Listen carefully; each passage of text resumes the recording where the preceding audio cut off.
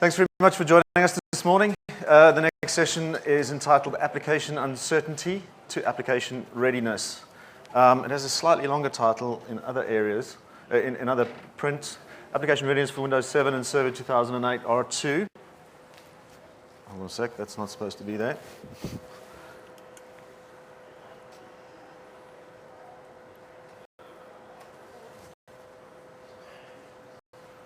That's better.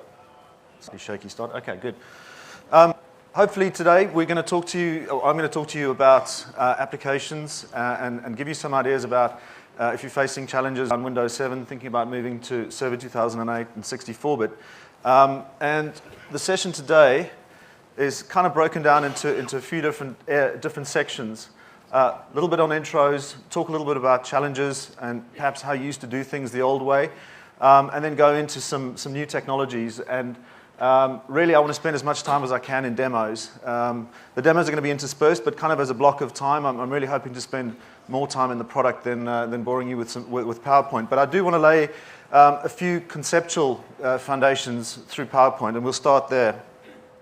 But first, let me start with a few intros. Oh, before we do, actually, I don't know if any of you saw this. And if you haven't yet seen Chris Jackson talk, he's the Microsoft App Compat guy. He's going to be on tomorrow afternoon, really worthwhile. And we were having a dinner in Seattle a few weeks back, just after Tech Ready, and realized that he was speaking here, and so was I. And I foolishly challenged him to better his ratings. I don't know what came over me. I think it was a few gins into the evening.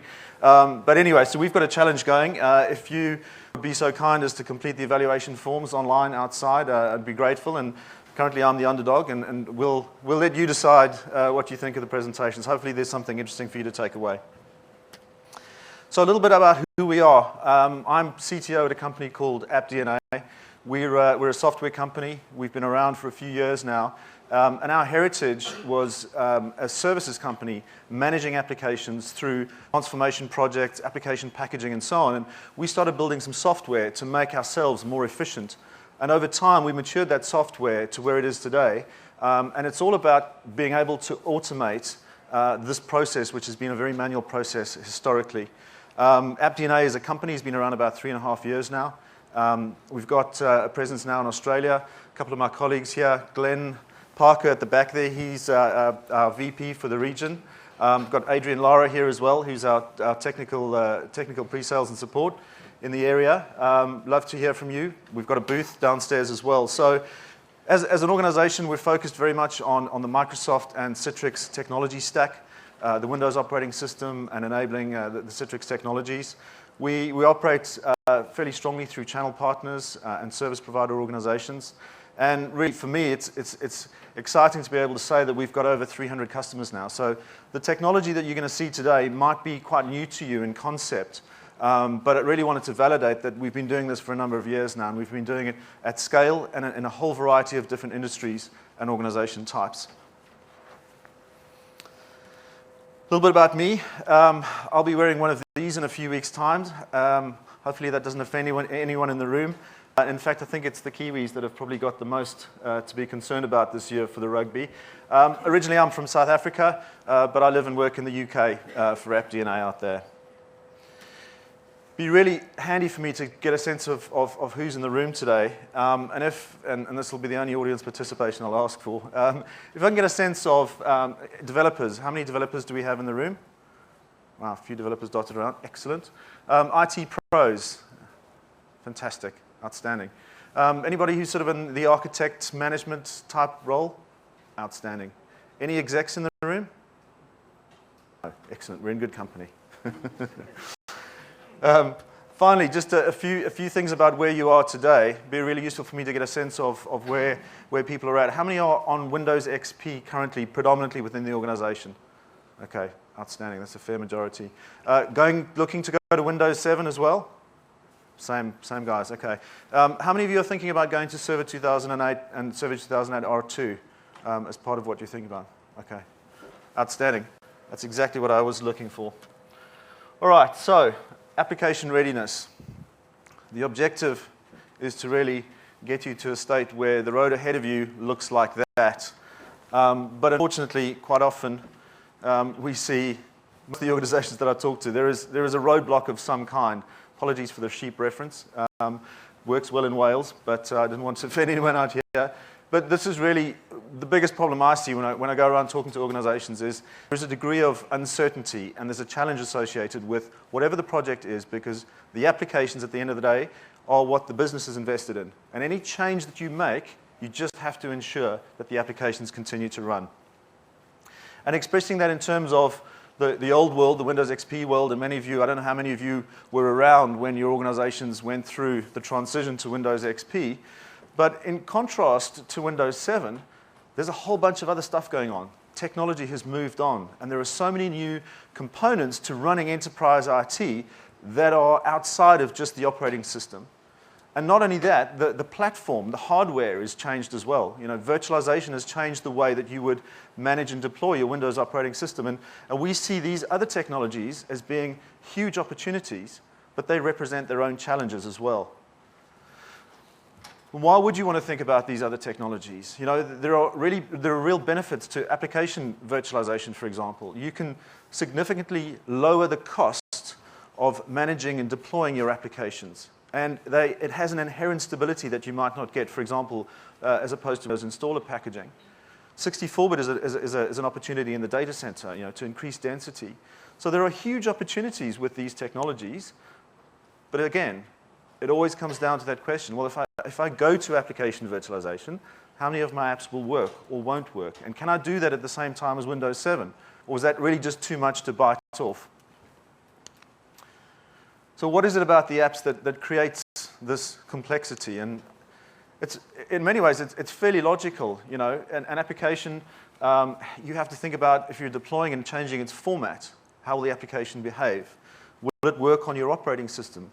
What's the best delivery mechanism for the application if you're going to hosted virtual desktops or pooled virtual desktops? All of these things then boil down into a set of challenges with respect to the application. And of course, when you've got 100, 500, or 5,000 applications, the complexity is often just too much to get your arms around. So the old way, and many of you are probably familiar with this, and this is what we see a lot over the course of the past few years that we've been in business, is if you're trying to go to Windows 7, for example, you're going to test your applications. And that means getting a bunch of smart people who understand the problem space and who understand the applications. And this can take a long time. There are organizations that we work with that have spent 2 years, sometimes 3 years, getting to Windows XP or getting to Windows Vista. It takes that long to really work through a large portfolio. And at the end of that, you've understood how you stand for Windows 7 or your target operating system. But what about all of those other technologies that you're trying to understand at the same time?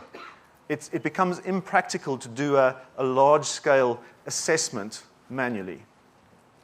So what I'm going to propose today and what I'm going to show you is effectively the new way. There's a new way to do things. And our process, which we'll get into in a bit more detail, takes the applications, analyzes them, discovers everything about their behaviors and their characteristics through a process of what we call static analysis. It means we don't run the application, we don't exercise the application, but we collect what we call this DNA, and we'll get into that in a bit more detail. You store that in a database, and suddenly you're able to view your entire application portfolio holistically in one view, and you can start to analyze that in an absolute fraction of the time.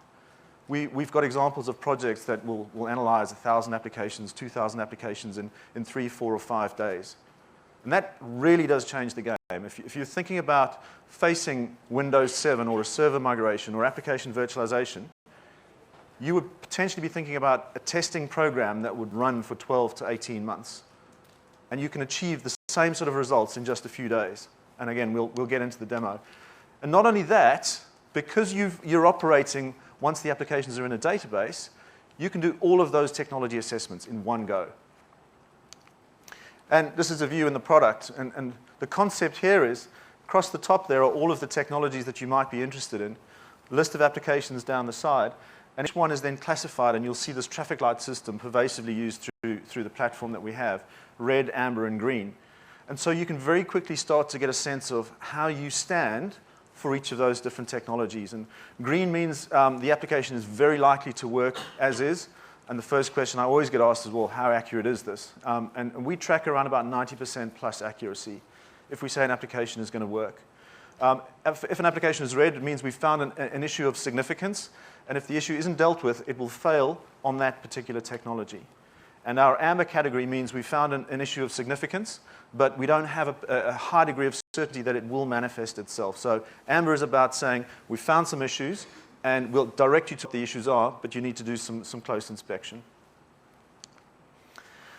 And so then we're about to get into the product in a bit more detail. And the way that I'm going to talk about the technology and the approach that we have is in these four categories. First of all, discover, understand what's out there, understand the shape of the applications, and then analyze that data. And then use that information to do modeling. And we'll get into some interesting reports about how you can ask questions about what types of issues are there, which applications are problematic. And then automate. We're going to look at how we can actually remediate an application automatically. Not all things can be remediated, as you might imagine. If you're a developer in the room, you'll know that there are aspects of an application which you can't really remediate without re-engineering the application. But we can direct you to those issues as well. And then we'll start to talk a little bit about managing, because, and this is key, if you're going to spend energy and time taking your portfolio to Windows 7, you're going to go through a whole bunch of processes, and you're probably going to do a whole bunch of cleanup and housekeeping. And really what you want to do is continue that afterwards, so that when Windows 8 comes along, or when the next challenge comes along, you actually don't have to go through this big bang migration again. And if you've got all of your applications in view, and any new applications that come in go into the same process, you're going to be in good shape for that next transformation. Right. Let's jump into Discover then in a bit more detail. And the first thing, we don't have this yet in the product, but I'm sure you'll all be in this position right now, is what's out there. And it's a really important step in any migration process or transformation is to do discovery. And by that, I mean finding out actually what's deployed, not just what you have in your deployment store. And Microsoft's technology, the AppCompat Toolkit, is an agent-based technology. You can use that to go and deploy and discover what's installed on the desktops and what might be different from what you have under management. And we're going to be adding that to our capability fairly shortly. But the next phase on from just saying what's out there is to say, okay, what's the state of what's out there? And that, for us, is where we get involved. Our technology isn't an agent-based technology. What we operate on is the application installer, the package that you would deploy to a workstation or a desktop or a server. And our process is really straightforward. We import when we build this application DNA, which I'll show you in a sec. We then analyze that, and then we report on that information. As part of this discovery phase, the question is, what can you learn from an application without installing it and running it? What's the validity of trying to answer questions about compatibility unless you run the application? And the way that we do this is by, first of all, building this DNA, and we'll talk about this just for a second. And when we take an application and we import it, we're analyzing every single file in that application. And this is significant because if you're running an application, you may not exercise all of its functionality. Even your manual testing process may not uncover functionality within the application. So by analyzing every single file, we're analyzing every single function. We know about imports and exports and API calls. We know about drivers and configuration files. So it's a hugely detailed process that allows us to express the application inside of our system. And that's one of the steps. Another step that's key, and I'm sure you can relate to this, is that an application doesn't operate in isolation. Inherently, it runs on the operating system and it has a relationship with the operating system. So we have a process for analyzing the operating system in the same way that we would analyze an application. And this is key. And we would take your version of your operating system. We ship with a vanilla version, which gives us good results out of the box. But we would take your SOE as you develop it, analyze that, and store that in our system as well. This is equally important. The applications are probably designed for and running on XP today, and may well be using functionality from XP that doesn't exist on Windows 7. So importing your XP environment is equally key. And we do the same if you're going to server as well, Server 2003, Server 2008. Another fundamental concept within the product is, after building this DNA, how do we derive the information about this functionality? And we use what we call heuristic algorithms. And the reason why we take this approach is because we're not just looking internally for an application for the presence of a file, for example, xyz.dll is known to be problematic on Windows. That would be a very, very limited approach. And what we actually do is look for patterns within the DLLs and within the files. And that allows us to kind of triangulate the problem space. Look internally to the application, and there's a bunch of inherent properties that we can look for. But we also look down to the operating system and the relationship between the old and the new operating system. And it allows us to develop a very detailed and granular view of the issues. And we'll take a look at this in the product. As I say, I'm going to try and get the PowerPoint out of the way, and then hopefully this will pave the way for the product when you see it. So let me give you a few examples of some of the algorithms and the types of issues that we're looking for. And one of the things I'm not going to get into in a great deal of detail today is the problem space. Like, what are the things that you're going to see? We're going to touch on that for Windows 7, but I'm not going to go into a great deal of detail. I really want to kind of give you a sense that there is a way that you can move forward without having to know in great depth and go and learn about all of the problems to do with Windows 7 and AppV and so on. And the way that we do this is, for example, this is one of our algorithms, ob7winxp001. What it does is looks for obsolete files provided by Windows XP. And the way that we do that is we look at the application and we look to see if it has any unmet dependencies. Is it importing a file, or is it using functionality from a resource that it doesn't install? So there is functionality outside of the application. We then look down to Windows 7 and say, is that functionality provided by Windows 7? If it's not, we then go and look for that functionality on Windows XP. And if we find it there, we're now in a very good position to say, actually, you've got some components that are on Windows 7, that are on Windows XP that are not on Windows 7. And that's interesting for one application. But when you can take 500 applications, put them into the system, and after a few days start saying, actually, while I'm building Windows 7, I can start to understand that there are some legacy components. Instead of just trying to install the app on Windows 7, have it fail, and really go through a tough process of trying to understand why, you can start to use this to build your Windows 7 image more efficiently. So that's one algorithm. Unelevated administrative applications, one of the aspects of security introduced in Windows Vista and extended in Windows 7 was user account control. And it can trip you up in a number of different ways. And one of the ways is where you have an application that has an API call in it that requires elevation. And we can look into the application, we can find APIs that require elevation. We look for references, and we look for manifests that would elevate that API call. And if we don't find it, we can say with confidence, if you use this API call within the application while it executes on Windows 7, the API will fail. And that's a fairly powerful place to be. That's a very difficult thing to discover through manual testing. Another thing that's important as well, and I haven't mentioned this yet, is that we import web applications in the same way that we would import Windows applications. So we take the source code if you have access to the server.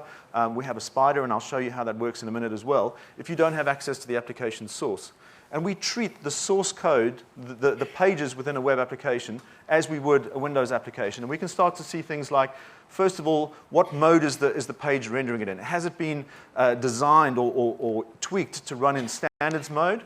And if not, we can see actually we've got some indicators in the source code that are using legacy or unsupported tags, no longer supported in Windows 8. And particularly our reporting in this area is targeted at, will my web apps work in IE8? Or will the standards changes in IE8 give me some problem? So that's kind of a whistle-stop tour of the algorithms, and hopefully that'll, as I say, pave the way when we look at the product. Here are just a few examples of some of the most common issues that we see for Windows 7. And the percentages are based on the prevalence of that issue. So it doesn't add up to 100%, but we can say that around about 17% of the apps that we typically analyze have deprecated dependencies. In other words, the class of issue that I described a moment ago, which is stuff that exists on Windows XP that doesn't exist on Windows 7. And the RAG, the red, amber, green status, is our classification of the severity of these issues, but the really good thing is that most of them can be fixed. And we also, as part of our technology, we identify what the fixes are, and we know how difficult those fixes are. And that starts to come into play when we look at what we can do with project estimation. So that's just a sense of some of the common issues. UAC is fairly common, session zero isolation, and a variety of issues. Okay, that's the first round of PowerPoint out the way. And what I will do, by the way, if you've got any questions, if you could just store them up for the end, and hopefully there'll be enough time at the end, and we'll go through some Q&A.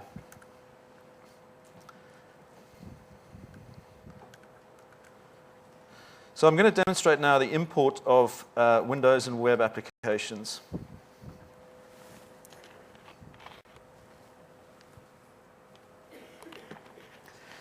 So this is the product. This is Aptitude. And this is its main page. And I'll be jumping in and out of this. So some of the stuff that you'll see here that you might have questions about, hopefully I'll get back to during the course of the presentation. We have a simple import process on the left. You can see we can import web applications. We can do a web capture import, or we can import directly from source. The other import option, we cut off the edge.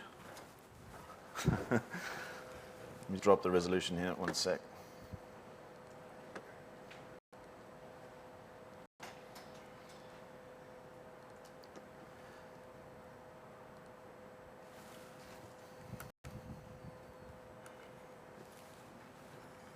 No different. Sorry about this.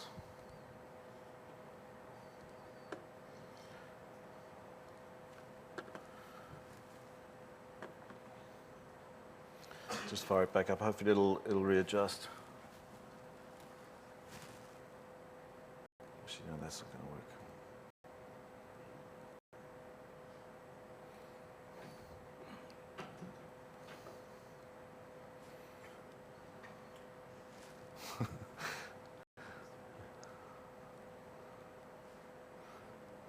There we go. Let's do it that way. Okay. So I'm going to import some applications. And the product itself imports Windows Installer natively, so the MSI format. And the reason we standardized on that is that it's a transparent format. If an application is represented as an MSI, we can crack it open, we can look at the tables, and we can extract all of the files and very easily analyze the files. So the first thing I'm going to browse to are some example MSIs. I'm going to grab two MSIs. And the other thing that is fairly self-evident is that a bunch of applications will not be an MSI. They might be in legacy formats, they might be in legacy SMS, and a variety of other proprietary legacy formats, but probably most commonly a setup.exe. Now, the setup.exe is an opaque binary blob to us. We can't crack it open. So the way that we have to, the way that we analyze that is to push it through an installation process, and we create an MSI for the purposes of being able to import it into the product. So I'm going to demonstrate that for you now. And once I've gone ahead and sorry about this resolution. We're going to be shifting a little bit to the left and right so you can see. Once I've selected those apps, I'm now going to go ahead and hit the import button and talk you through the process. So you can see these two MSIs are being imported in parallel. We're not installing them, but what we're doing, and you can read the little status messages as they flip by, is, as I said, extracting the files, doing a static analysis on all of the binary, all of the configuration files, and effectively generating a meta data set. And we talked about earlier, 68,000 data points. And at this point, we're generating the information about the application and all of its components, and then we're loading that into the database. And on the other side, the other tab, it's virtual server, just chewing resources for the moment.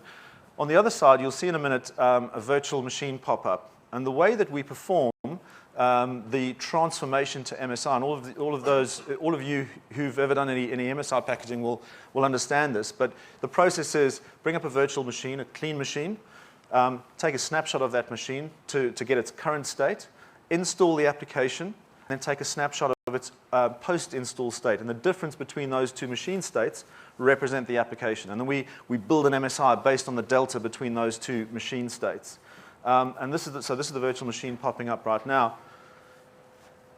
And so at the moment, what I'm talking about here is processing applications. And the idea is if you've got 50, 100, 500, or even 5,000, and we've done this at fairly significant scale, you batch process your application. So you feed the product, and this is the stage almost that replaces that manual testing.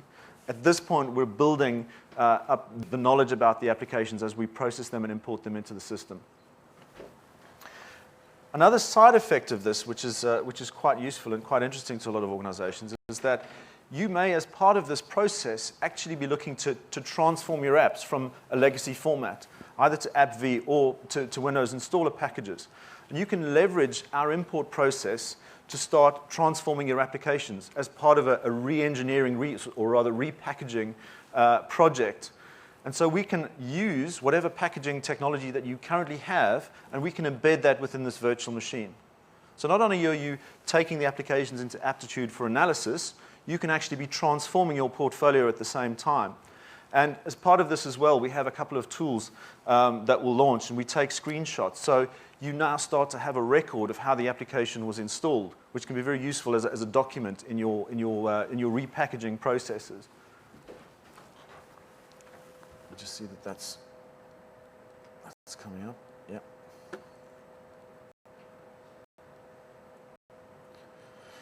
There we go. So the application that I've selected here is FileZilla. You can see at the bottom right, I have a little automated screen capture utility. So I'm going to go ahead and just click on and do a default install. Yeah, each time I click the mouse, you'll see a little screenshot being taken.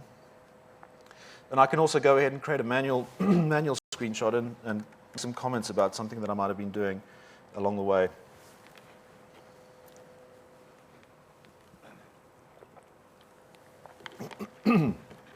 Excuse me. So hopefully this is kind of making sense. And as I say, we're still in the first part of what it is that we do to get applications in. And this will really drive the later stages of the model, the reporting, and the analytics.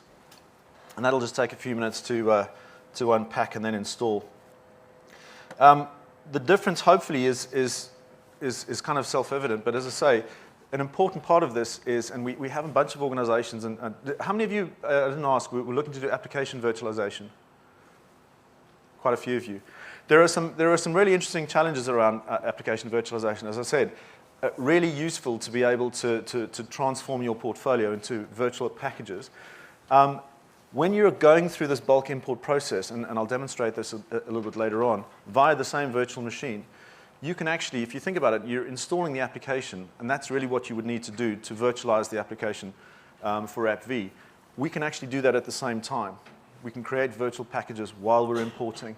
This environment is an extensible environment, and you can do any number of processes. We have other sort of task sequences which would include creating XenApp packages, doing runtime analysis. We could, once the application was installed, we could fire it up and use it, and we would start to collect runtime data. So it's a very powerful component, and I won't spend a lot of time on this, but at the moment, as I say, we're really illustrating the idea of taking any application and getting it into the product. So I won't fire it up for the time being.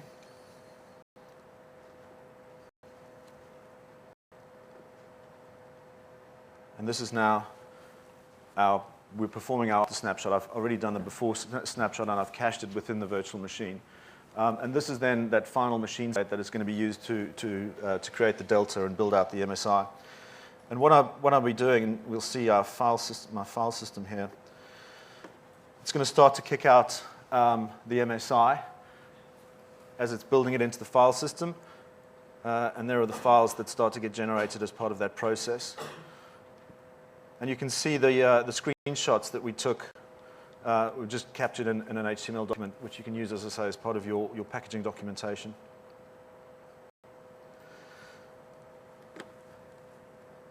So that's that's our import process pretty much done. We've got two new MSI packages. We now have that FileZilla setup.exe, which was converted into an MSI, which is now having all of its extracted files analyzed, and they'll be loaded into the server.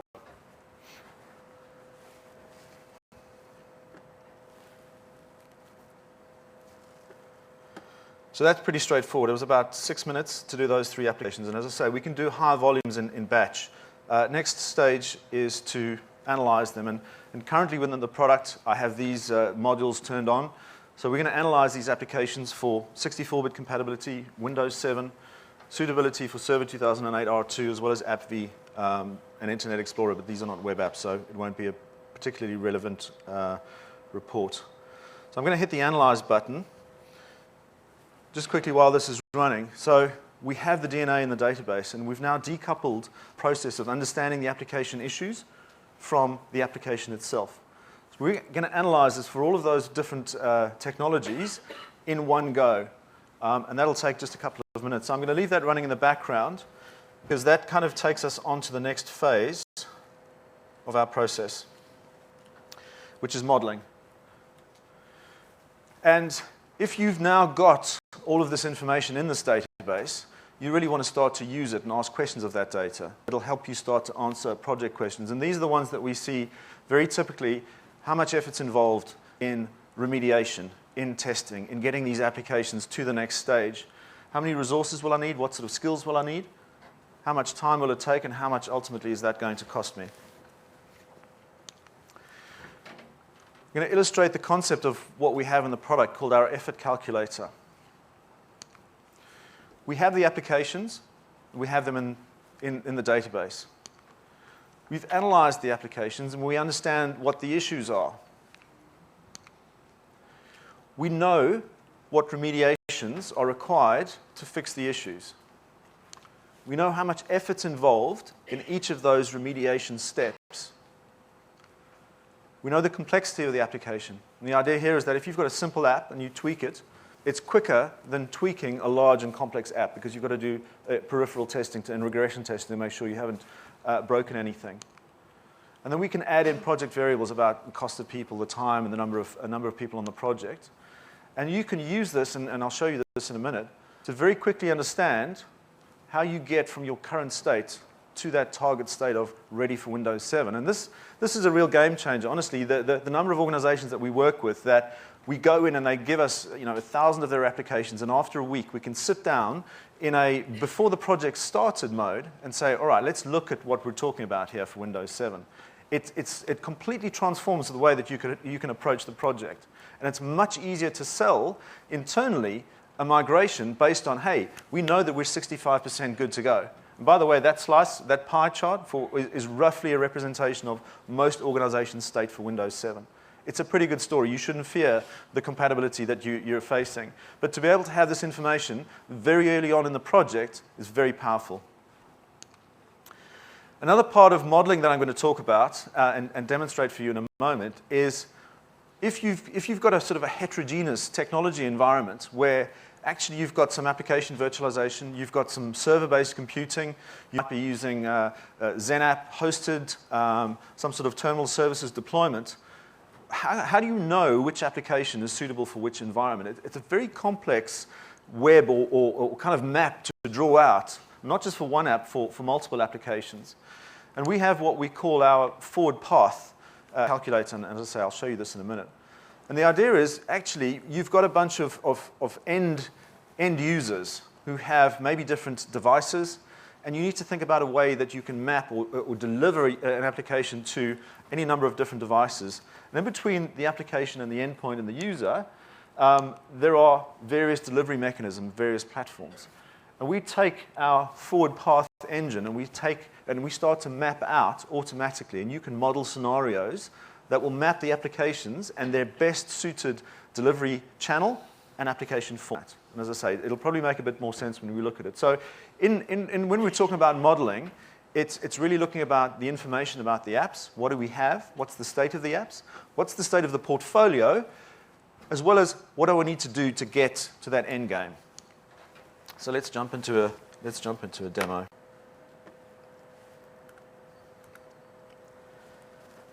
those three apps that I just imported are just finishing off their analysis. I'll give another few seconds. There we go. Excellent timing. So the first thing I wanted to look at now is reporting. So I've taken these three applications, and I'm going to start at a very high level with what we call our overview summary, which is kind of what you saw in the slide a little bit earlier. These three applications, Style Writer is fairly incompatible across the board with 64-bit, with Windows 7, and so on. BBC Ticker, green, good to go. And if you think about that, I haven't run those applications, but I have information about their suitability for a whole bunch of technologies. That was just three applications. This can be a very, very powerful way to approach your application questions. So what I'm going to do now is I'm just going to pick up the rest of the apps that I have. I'm just going to grab the Windows apps as a group. And I'll start, again, at a high level and step through some of the reporting. So here we have this, looks like a bit of a fruit salad, but it's where you can start to see side by side how the applications fare, and you can start to identify which applications are going to be problematic across your different technologies.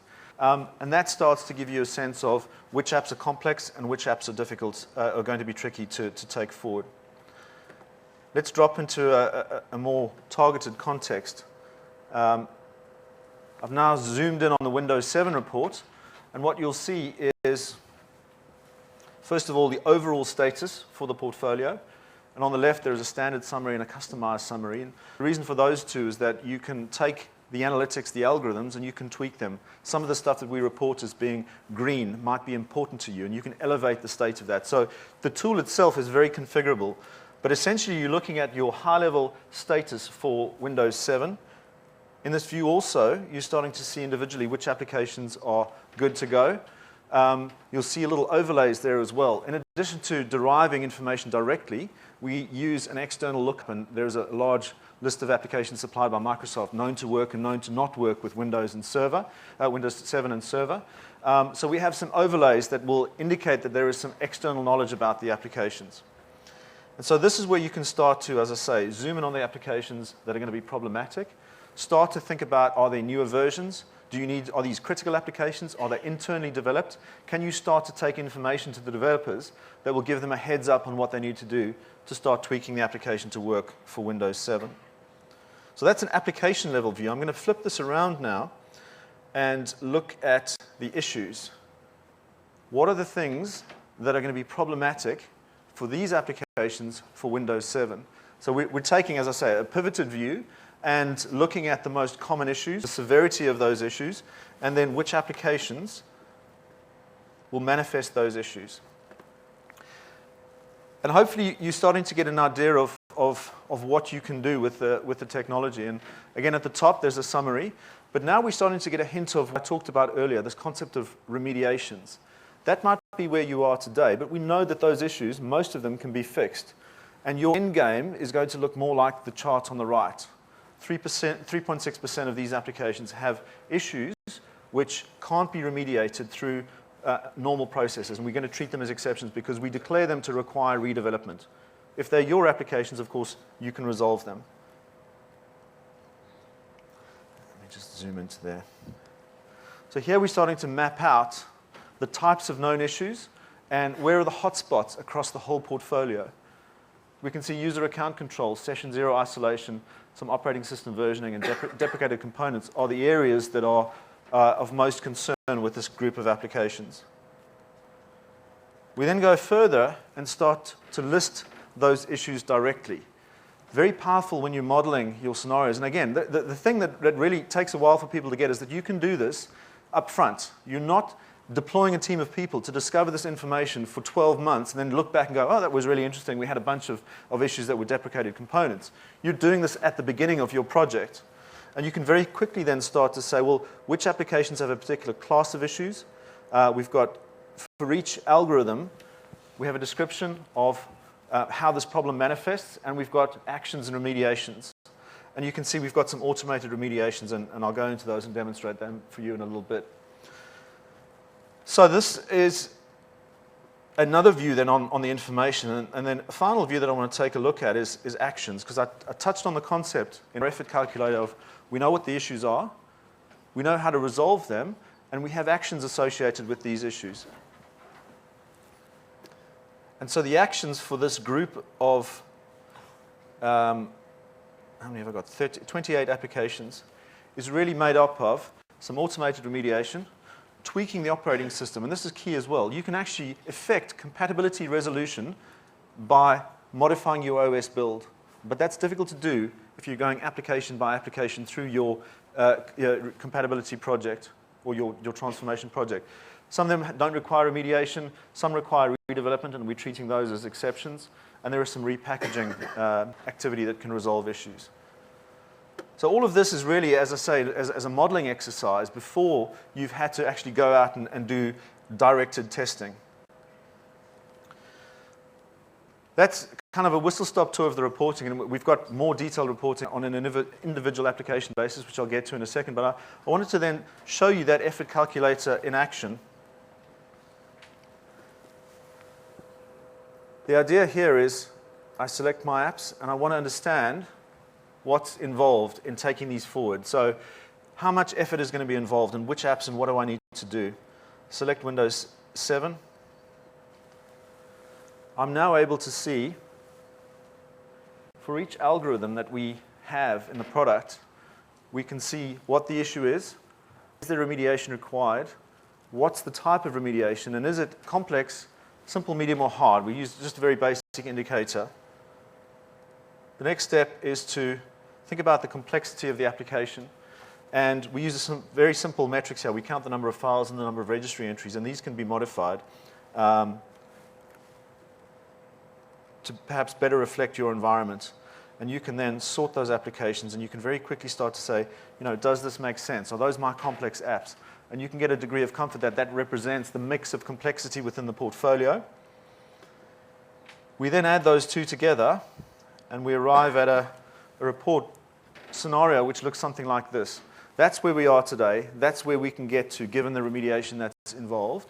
And we can start to do some calculation. If you were to do this manually for 31 applications, 0.2 months, with aptitude, without aptitude, 0.4 months. And we have some cost indicators there, and this is something that you can modify, and you can extrapolate and say, actually, I've only imported 35 apps, but I've got a portfolio of 500, and there's a whole bunch of variables here that would be pertinent to your environment, to your project. How many users do you have? What are the costs of the users, and so on. And really, this is an exercise in trying to be transparent with the way we calculate this. But the end game is that you're able to model and get a sense of how much it's going to cost and how much effort is going to be involved in getting to this project completion. Okay, so that's some of the modeling. Actually, before we step out of this, when we looked at the overview summary, the technology that we're reporting on here are 64-bit Windows 7, AppV, and server. And that's fairly complex to try and break down. And if I say, well, actually, what I'm trying to do is I want to go to Windows 7, and ideally, I'd like to go to a 64-bit version of Windows 7, and I'd like to use AppV where possible. Tell me about how you go about that, using that information. And we recognize that that's a fairly complex thing to break down. So we created what we call our forward path engine. And this is a flexible scenario generator. And it does just what I described, which is to say, that's the state for Windows 7, that's the state for AppV. Now tell me which applications fall into which category. So good to go for Windows 7, good to go for AppV. We've got some indications of actions, which is, hey, we've got at the top there apps that are problematic for both Windows 7 and AppV. Other applications which are actually good to go for both, and some that might require some moderate remediation for AppV. And this forward path is a modeling engine that allows you to map your objectives to the applications and to the information that you have about your applications. And that's just one of the scenarios. And we've got other things like our consumerization infrastructure map. And this is where we're saying we want to deploy, ideally, our primary stack is Windows 7 using MSI, using Zen Desktop, and this is about using hosted virtual or pooled virtual desktops. So we have a primary stack or a preferred stack, a secondary stack, and a legacy stack. We can start to say the applications that can be virtualized and work on Windows 7, we can go on our primary stack. The ones that don't work on AppV can go on the secondary stack. We can use Zen App. And then as a legacy stack, we've got applications that don't work on Windows 7, and we can perhaps deploy them to a Server 2003 environment. So being able to very quickly model this, and these are scenarios that you can customize and build yourselves. And given that this is a level 300 presentation, I'm going to jump in and just show you very quickly the kind of, if you want to get your hands dirty as developers, you can really build some very interesting scenarios on top of the data. We recognize that we've got an enormously rich data source, and this allows you to create outcomes, and then you can query the various properties that we have. So you can dig into applications, you can dig into reports and modules, and create these very complex scenarios, and then automatically generate the types of reports that we've just looked at. So hopefully then building up on just report for Windows 7, report for multiple technologies, an effort report that allows you to start to model and assess what it's going to take to get there, and then these multi-technology reports. And finally, the last bit of reporting that I want to show you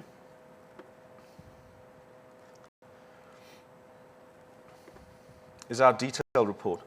Because at the end of the day, at some point, you're going to have a complicated application, and you're going to want to have somebody address some of the problems within this application. So we're looking at Documentum Desktop.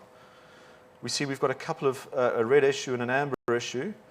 And then for those guys who are really at the coalface of resolving and testing, we're starting to deliver information about, actually this has a launch condition. So this MSI, this Windows installer package, won't even install. But in addition to that, we've got some session zero isolation issues found within some of the executables.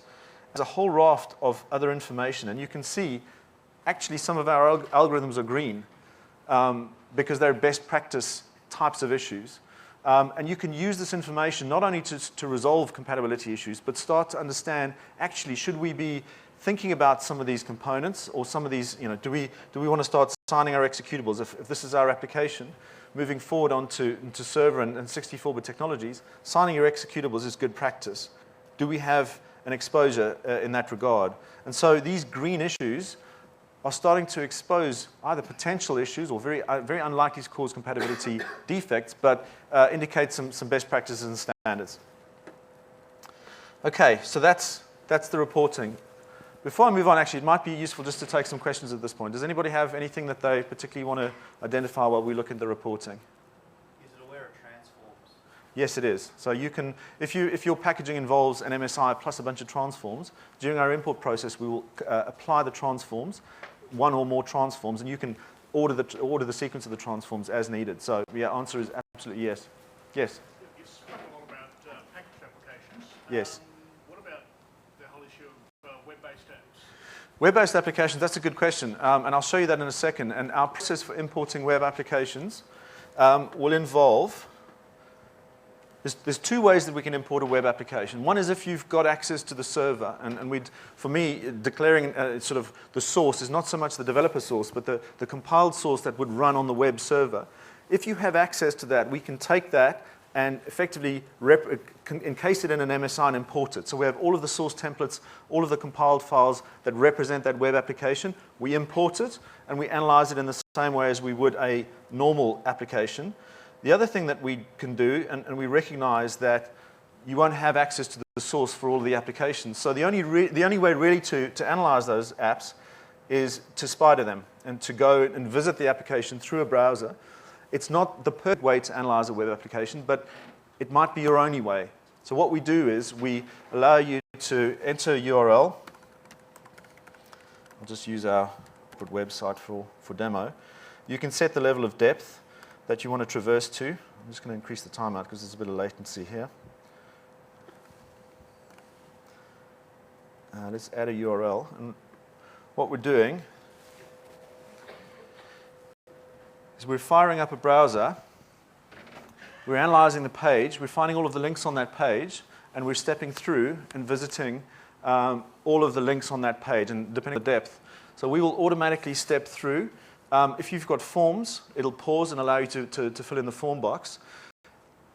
So rather than doing something blind, we're showing you the pages as you go through, but it will automatically step through your web application. And the concept here is the things that make up this page will include style sheets, JavaScript files, included JavaScript files. You might have ActiveX components, and if we find an ActiveX component, we will grab the ActiveX component and download the binary, and that will form part of our captured source as well.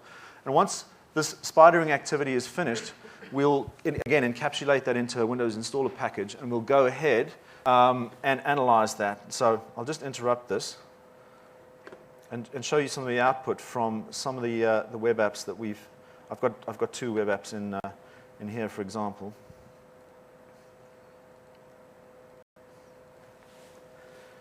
And the type of analytics that we have, I've got two apps here. One of them has been spidered in the way that I've just shown you. So this Ranger, I don't know what the full URL is, has been derived from that web capture process. And we can see there is a sense of site completion.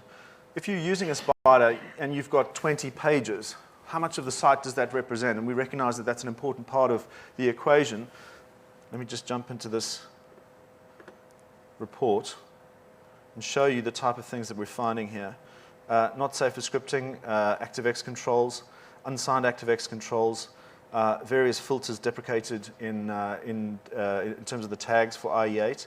But the sitemap that I was alluding to is another part of the report. So how much have we, oops, sorry again about the resolution.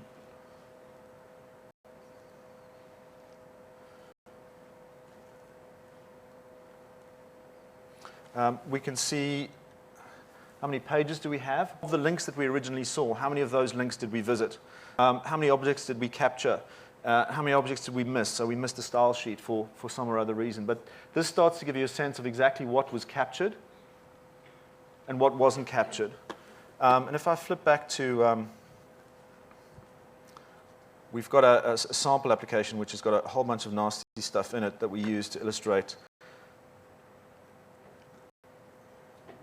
the process. So you can see that we're exposing web applications in the same way that we do Windows applications. The difference with web applications is that it's a text-based source, and we're able to show you the source code, and we can show you where in the source code that we found the problem. So the idea is that if you've spidered something, you can't really remediate it, but you can at least get a sense of where the problems might be. And for the developers, you can say, actually, you've got a problem, a tag problem on such and such a page, and they can work that back into the templates. Yeah, another question over here. What about application dependencies, things like Microsoft Office and Adobe Reader and that kind of thing? Good question. Application dependencies. Microsoft Office as a suite is a very interesting, as I'm sure you're all familiar with, an interesting challenge to the organization. In that you've got applications that build on top of Office, and we have a bunch of algorithms that look to take your desktop application and identify, does it deploy a plugin, and does it have a dependency on a component of Microsoft Office? So we do have algorithms that identify that. And one of the things that often people say, do you have Office reports? One of the key questions about Office is the data files. Do the legacy data files, the Excel spreadsheets and so on, are they compatible with the next version of Office? Now, that's not reporting that we do. Our view of the world is through the application, and we do see application-to-application dependencies, but we don't go into Office data files. But we can see a link between a desktop application and a reliance on a component or a plugin into Office. It's a good question. Yeah, over here. What about a portable app that doesn't need installing? What do you mean by portable app? So you just run it from a directory, run the executable from a directory. Okay.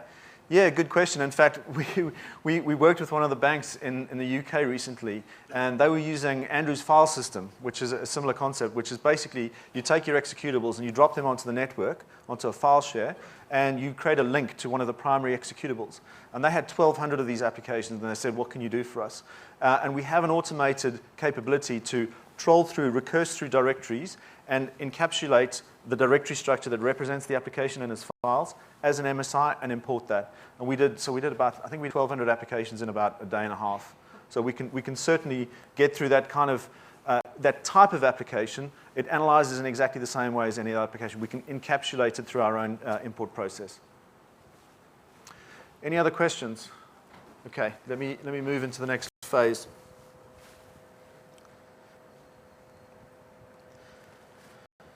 Right, so that was model. Let's take a little look at some of the further automation that we have. I want to start with some remediation.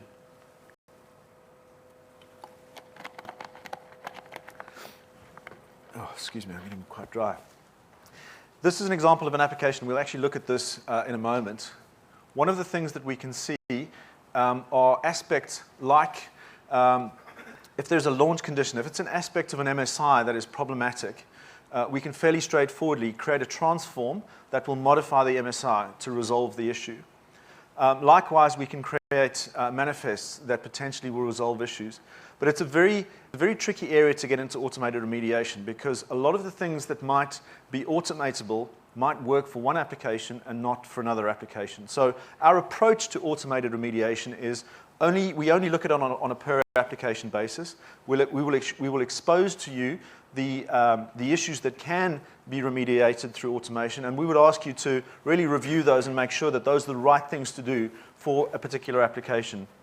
But I'm going to demonstrate this for you in a minute, and it should make it should make a bit more sense. Also clear, though, is that it's unlikely that any one application can have all of its issues remediated through some sort of automated remediation. So you need to take into consideration the types of issues and what's your best strategy for remediating that application. Some of it might be through repackaging, and you can take our automated remediations and add them to other steps that you might be bringing to bear on the application.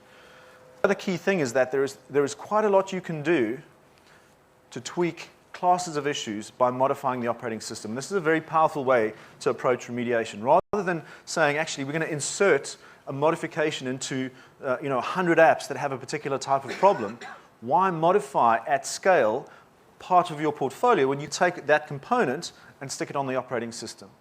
And our approach is really do as little as you have to the applications to make them work. And that's really how our reporting is geared. The second bit of automation I want to show you is being able to generate AppV packages automatically. I touched on this in the beginning. That virtual machine that you saw come up during the earlier demo created a snapshot that produced an MSI. We can just as easily fire up the AppV sequencer and sequence an application, and we can start to use this to transform the portfolio as we import it. So let's flip into the demo. I'm going to go ahead and grab my Windows apps, jump into the Windows 7 report, and I'm going to use Documentum Desktop to illustrate this concept.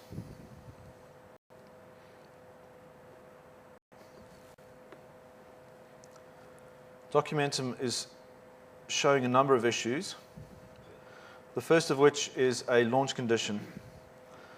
Within the installer, we take these launch conditions and we evaluate them. So we can detect, first of all, for the application itself, does it have inherent logic that identifies the target platform onto which you're trying to install it? And in this case, there is flawed logic, will not allow it to install to Windows 7. And it might well be that it's just a poorly crafted MSI. It's not an intention of the packager to prevent it from installing on this operating system, but it was built a long time ago, and they hadn't anticipated the version numbers for Windows 7. So that's one issue. And if you know this application, you might say, well, actually, I want to test this on Windows 7. You couldn't install this. We're going to take this, knock out the deprecated launch condition, which will allow us to install it at least. Next one, and there are a class of issues. There are various issues down here which are of the type that I described earlier, which are green, but for which we can bring remediations. I just want to be careful that I don't scoot by them. Here we go. Custom actions launching non-administrative executables. If in your installer, you have a custom action that is launching an executable, which it will attempt to perform administrative functionality. It will fail. We see custom actions here, but we can't determine whether the external functionality they're trying to launch is administrative, or we can see that they're not. So this is a green issue for us. This is unlikely to cause a problem, but you may look at those and say, actually, those are custom actions which are, in fact, going to perform some administrative functionality. And what we want to do is elevate these. So this resolution, should you choose to select it, and all you do is you check the box if you want to accept this remediation, and you can review this, and you might say, actually, I know this custom action. These are not administrative, but one of those is. And then further down here, we've got Windows Resource Protection. We're trying to install lower versions of files than what Windows 7 already has. The way that the Windows Installer package, the Windows Installer service will work is it will simply not install these files. Option 1, do you want to remove them from your package? You don't really need to, because Windows will handle that on your behalf. So you're potentially making a big change to the package by removing all of these files, and that may not be the best outcome for you. So do you want to take that remediation or not? So this is, as I say, the type of auto-remediation that we have, but it's important that you evaluate what it is that we're suggesting in the context of the application. But I'm going to leave that for the time being and just take the ones that are then selected. And our process will be to generate our fix in the form of a transfer. And I'm going to drop it into my document. There's one I prepared earlier. I'll just override it and locate my MSI. So let's go ahead and take a look at what we've done there. My installs, Documentum desktop. Let's open up my installer package. Let's drop that transform which we created.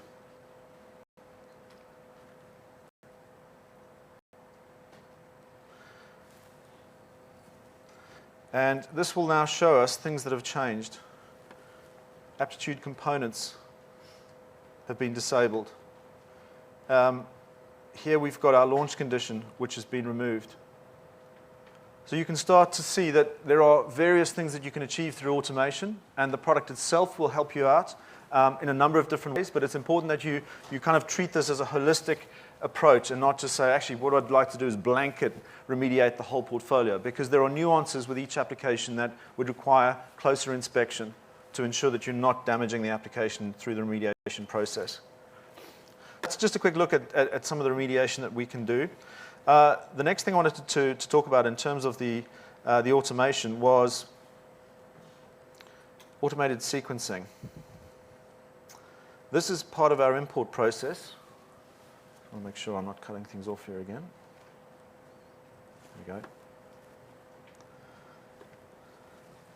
Let's clear out the previous run. And the way that we do this, I'm going to use Qt FTP as an example. We have what we call execution profiles. And these are essentially task sequences that you can leverage while importing an application.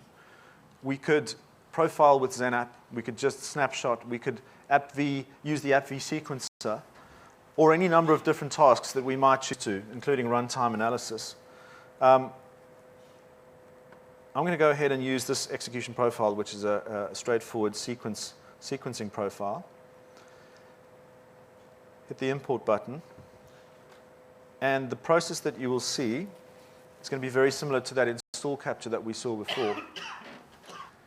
And the idea is that we can drive this for a number of applications. And often what we do is we analyze a portfolio. We then review the AppV reporting. We find all the applications that are actually green for AppV, and we fire them through a batch process of this type to generate sequences automatically.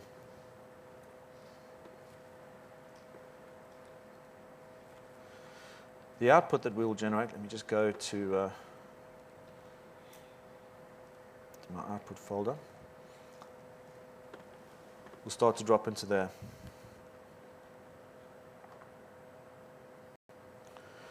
While that's firing up, I'll take a few more questions if there are any. Anybody have any queries about this process, sequencing? Yes, over here. Is there any licensing with regards to this AppV stuff that you're doing, considering it's sort of like a different product? No, actually, this component, this ability within our product to generate AppV packages is what we call our production manager component to our product. What we're actually doing, though, is we're using the Microsoft technology. So we're not actually doing some direct or direct SFT creation. We're actually leveraging the Microsoft sequencer. We're hooking into it, but we're effectively developing a batch process around it. And that's the advantage that we have here, is that we can start to batch process applications.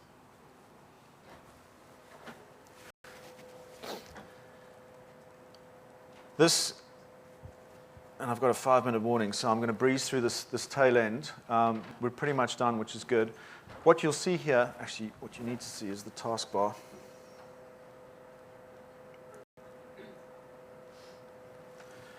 What you'll see happening in the background is that the Microsoft sequencer will pop up. It will sit in the background. It's a command line version of the sequencer, so you won't actually interact with it. All you will do is get the product install, and you will step through the product install. And in the background, the Microsoft sequencer will be working and generating the SFT package. So rather than letting that run through, in the interest of time, I'll do the old, this is one I prepared earlier. And this is the screenshot, the screen capture of that Qt FTP install, which I did.